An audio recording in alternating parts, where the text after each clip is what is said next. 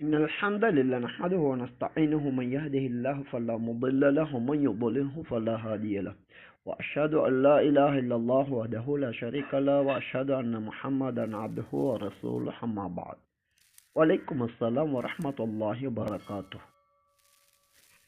ரமலானிலே சில மாற்று மதத்தினர் அல்லாஹுக்காக நோன்பு நோட்கின்றனர். இன்னும் ஒரு சிலர் அரபு நாடுகளிலே வசிக்கின்ற அவர்கள் இந்த நாடுகளில் வசிப்பதால் முஸ்லிம்களின் நற்காரியங்களையும் அல்லாஹ்வையும் மதிக்கின்றோம் என கூறி நோன்பு நோற்றவர்களுக்கு நோன்பு திறப்பதுட்பட பல்வேறு உணவுப் பொருட்களை வழங்குகின்றார்கள். இவ்வாறு இவர்கள் செய்யக்கூடிய அல்லாஹுக்காக இவர்கள் செய்யும் நற்காரியத்திற்காக இவர்களுக்கு கூலி கிடைக்குமா என்று அடுத்து ஒரு கேள்வி தொடுக்கப்பட்டுள்ளது.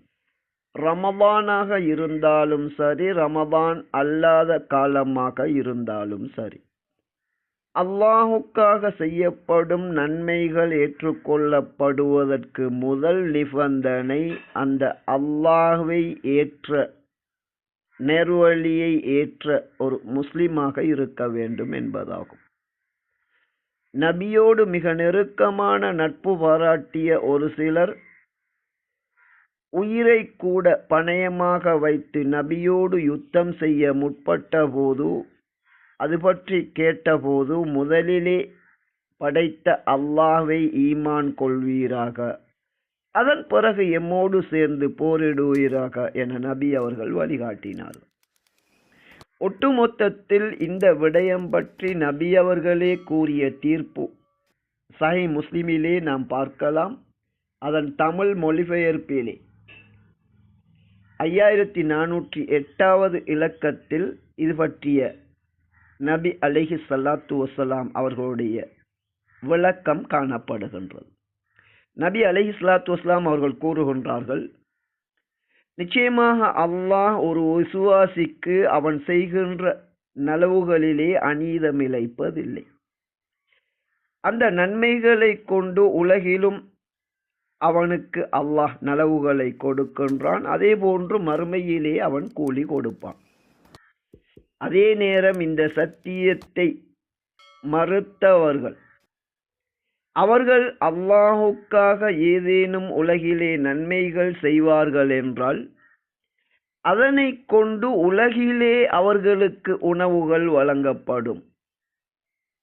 அதே நேரம் அவர்கள் மறுமையை சென்றடைவார்கள் என்றால் அங்கே கூலி கொடுப்பதற்கு அவர்களுக்கு எந்த ஒன்றும் இருக்காது என்று இந்த ஹதீஸிலே நபி அவர்கள் கூறுகின்றார்கள்.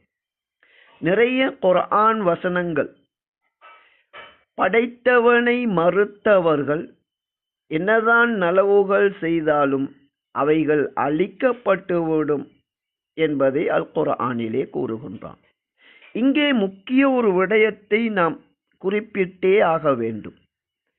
எமக்கு நலவு செய்கின்ற மாற்று மதத்தினர் அவர்களை வாழ்வின் இலட்சியத்தில் வெற்றி பெறச் செய்வதற்கான வழிகாட்டுவதே எமது மிகப்பெரிய கடமையாகும். அதன் அடிப்படையில் இவ்வாறு ஒன்றோ இஸ்லாமிய நற்காரியங்களை செய்யக்கூடிய மாற்று மதத்தினர் அல்லது முஸ்லிம்களுக்கு ஏதேனும் ஒரு சிறிய உதவியை கூட செய்யக்கூடியவர்களுக்கு மிக அழகாக, மிக அன்பாக, அவர்கள் தெளிவு பெறும் விதத்திலே உங்களுடைய வாழ்க்கையின் இறுதியை வெற்றிக்கான வழியிலே ஆக்கிக் கொள்ளுங்கள், ஒரே படைப்பாளனான அந்த அல்லாஹ்வை ஏற்று நேர்வழி பெறுங்கள், அதன் மூலம் உங்களுக்கு உலகிலும் மறுமையிலும் நன்மையை தேடிக் கொள்ளுங்கள் என அவர்களுக்கு வழிகாட்டுவது எமது மிகப்பெரிய கடமையாகும். சிலவேளை இதனை கூறுகின்ற போது அவர்கள் வெறுத்தாலும் எமக்கு நலவு செய்கின்ற அவர்களுக்கு நாம் செய்ய வேண்டிய மிகப்பெரிய நலவு அல்லாஹ்வையும் அவனது நேர்வழியையும் ஏற்றுக்கொள்ளுங்கள் என்பதை அவர்களிடம் கெஞ்சியாவது அவர்களுக்கு, எமக்கு நலவு செய்கின்ற அவர்களுக்கு இவ்வாறு மிகப்பெரிய நன்மையை செய்வதற்கு நாம் முழு முயற்சி செய்ய வேண்டும். எப்படியோ இந்த தீனை ஏற்காமல் ஒரு மனிதன் எந்த நலவு செய்தாலும் உலகிலே அதற்கான சில நல்ல விளைவுகளை அல்லாஹ் நிச்சயமாக கொடுப்பான். ஆனால் மரணத்தின் பின்னர் அவர்களுக்கு கூலி கொடுப்பதற்கு என நலவுகள் இருக்காது. ஏனென்றால் அல்லாஹுக்காக செய்யப்படுகின்ற எந்த ஒரு நன்மையாக இருந்தாலும் வஹுவ முஃமின், அவன் அல்லாஹ்வை நம்புபவனாக இருக்க வேண்டும் என்பது அல்லாஹ்வின் அடிப்படை நிபந்தனை. எனவே அல்லாஹ்வையும் அவனது நேர்வழியையும் ஏற்காத ஒருவர் அல்லாஹுக்காக செய்கின்ற எந்த ஒரு நன்மைக்கும் மறுமையிலே கூலி இருக்காது.